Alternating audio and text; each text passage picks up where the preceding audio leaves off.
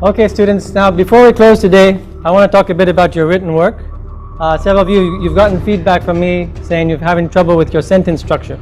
So I want to start talking a bit about reviewing what a complete sentence is.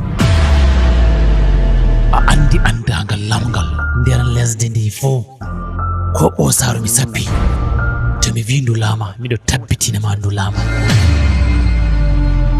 o jotta ka nani belɗum laamu on a warti ham ngam no a ertirana ɓe wi an on anduɗo wuro ngo a andi o Faisal on.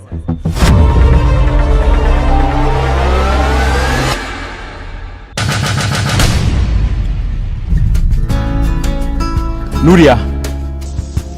mi wodi hajeji fere nder ngeydam amma aranol nder maji mi yiɗima da ɗaya na so miki so shakuwa idan na faɗa miki nai karɓuwa waza ya matsa miki gagar kuwa so shi na gina miki to ba da shi sirri na sanar miki karki fashi komai na gwada miki ki murmushi ni zanar rike miki yayi armashi so har zuciya zan yi shiga ni shakuwa.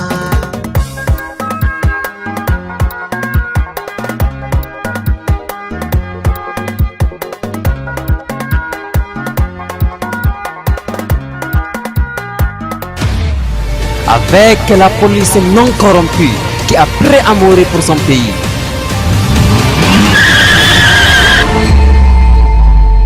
naftire deuxième plan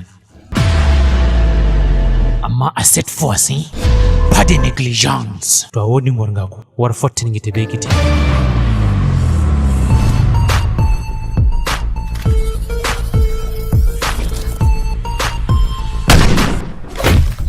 Palmi a tué des mondes et le soi-disant convenant que vous avez autorisé un criminel de cette magnitude à éloigner de vous. Qu'est-ce que tu dis? Masibo ɗo wali. Hani anda tadiɓe na himɓe mere ba.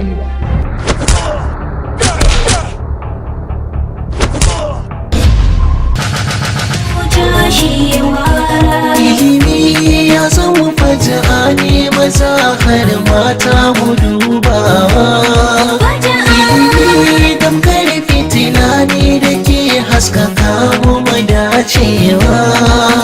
Rayuwa sai da ilimi ke kyautuwa, don haka ya zama tilasi ne faji'a.